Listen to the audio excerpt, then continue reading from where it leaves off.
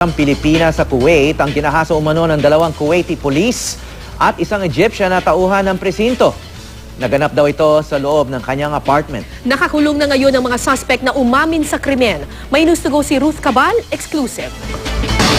Tama na po, wag niyo na po gawin sa akin kung anong ginawa. Sariwa pa sa OFW na tinago natin sa pangalang Melissa ang pait ng panggagahasa sa kanya sa Kuwait. Aniya habang mag-isa sa kanyang apartment noong madaling araw ng June 17, may 4 na kumatok at humingi sa kanyang civil ID. 3 sa kanila ay pulis na Kuwaiti national, habang ang isa ay Egyptian staff sa presinto. Pero nang pumasok si Melissa sa kanyang kwarto para kunin ang ID, sinundan siya at doon siya hinalay.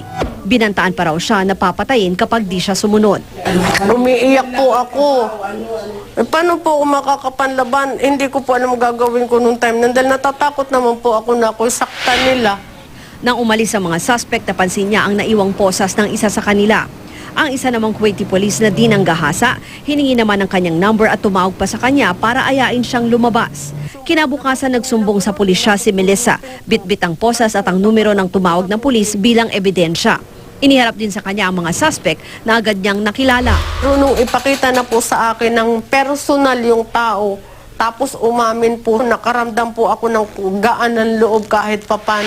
Pinagbigay alam din ni Melissa sa ating embahada sa Kuwait ang insidente na nagbigay sa kanya ng abogado. The least punishment that they will get is to be dismissed from the service, aside from being jailed or... Nakakulong na ang mga suspect at nahaharap sa mga reklamong rape, abuse of authority at trespassing. Iimbestigahan din daw ng Kuwaiti Police ang insidente. Ruth Cabal, GMA News.